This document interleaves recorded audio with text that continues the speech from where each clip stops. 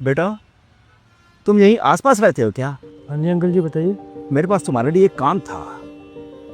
हाँ जी बोलो। मेरे सामने वाला ही फ्लैट है। हर हफ्ते शनिवार और मंगलवार को मुझे और मेरे बेटे को शांति नगर लेकर जाना और वहां से वापस भी आना है। अच्छा, रुकना ही पड़ेगा वहाँ पे? हाँ, करीब 3 घंटे। ठीक है अंकल जी, चल लूँगा मैं। 800 रुपये लगेंगे। बेटा, मैं 500 रुपये दे पाऊंगा। अंकल जी 500 रुपये में तो नुकसान होगा ना मेरा। अब देखो रुकना भी होगा मेरे को, है मेरा पूरा दिन निकल जाएगा। 700 से कम में नहीं चल पाऊंगा मैं। बेटा मान जाओ, मैं 500 रुपये ही दे सकता हूँ बस।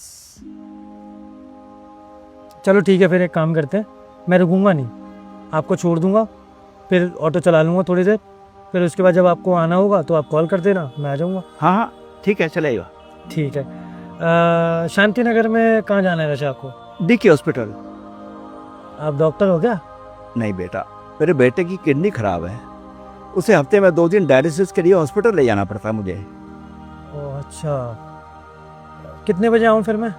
दोपहर 1 बजे। ठीक है अंकल जी, आ जाऊँगा मैं फिर। मैंने बहुत ऑटो वालों से पूछा, लेकिन 500 रुपये में चलने को कोई तैयार ही नहीं था। हाँ अंकल जी, दूर है ना वो, इसलिए कोई माना नहीं होगा, पर कोई नहीं, जब तक आपको मेरी ज़रूरत है मैं आ जाऊँगा। ठीक है, शुक्रिया बेटा।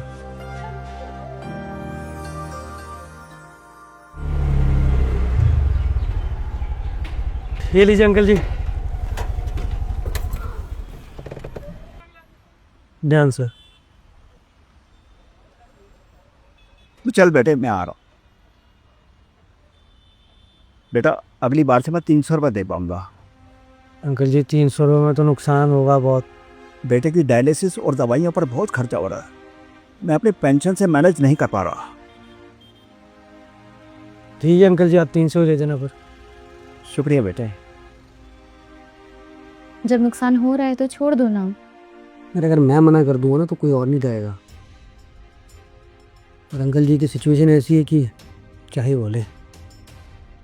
उनका सारा पैसा उनके बेटे के इलाज में खर्च हो रहा है। उनका बेटा बचेगा भी या नहीं? चांसेस तो बहुत कम है यार। पता है अंकल जी का कोई और है भी नहीं, खुद अकेले धक्के खाते रहते हैं हॉस्पिटल में। कितनी बार तो मुझे बैठना पड़ता है उनके साथ ताकि उनको हिम्मत दे सकूं। समझ नहीं आ रहा यार, क्या करूं क्या ना करूं। मत छोड़ो, कुछ चीज़ें पैसों से बढ़कर होती हैं।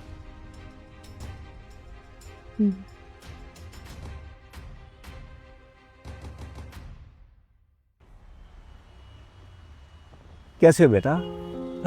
आ गए अंकल जी, आओ बैठो। और वो कहाँ है आपका बेटा? वो तो बेटा 3 दिन पहले दुनिया छोड़ के। क्या बात कर रहे हो अंकल जी, और आपने मुझे कॉल क्यों नहीं किया? वह बताकर भी क्या करता बेटा, उसका जाना लिखा ही था। और भी अंकल जी आपको बताना तो चाहिए था ना मुझे। माफ़ कर देना बेटा, अब तुम्हें आने की ज़रूरत नहीं होगी। तुमने मेरे लिए बहुत नुकसान झेला है, अब और नहीं झेलना पड़ेगा। बहुत मदद की है तुमने मेरी। मैंने तो तुम्हें कभी रुकने के लिए बोला भी नहीं था, और फिर भी तुम रुके ताकि मैं अकेला ना पड़ जाऊँ। तुम्हारा जितना भी शुक्रिया करूँ कम है बेटा। अंकल जी क्या बोल रहे हो आप, छोड़ो ये सब। बहुत अच्छे इंसान हो तुम बेटा, भगवान तुम्हें सारी खुशियाँ दे। अच्छा चलता बेटा।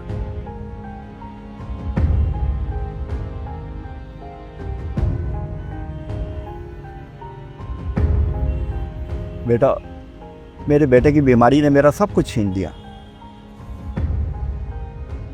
और ये एक चेन थी उसकी जो वो पहनता था, जो उसकी माँ ने उसे दी थी। अब तो ना माँ रही ना बेटा। मैं चाहता हूँ कि ये चेन तुम पहन लो। नहीं नहीं अंकल जी, उसकी कोई ज़रूरत नहीं है, आप रखिए इसको।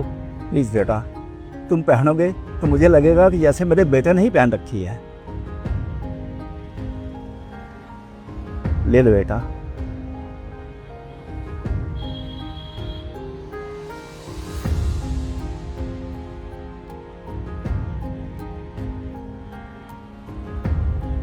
देखो अंकल जी, बहुत अच्छी लग गई बेटा। ज़िंदगी में कभी भी किसी भी चीज़ की जरूरत पड़े तो एक बाप की तरह मुझे याद कर लेना। चलता हूँ बेटा।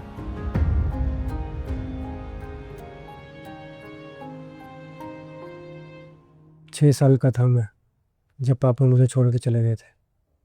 आज जब उन्होंने बोला ना कि अपने पिता की तरह याद करना, तो लगा पापा होते तो ऐसे ही बोलते।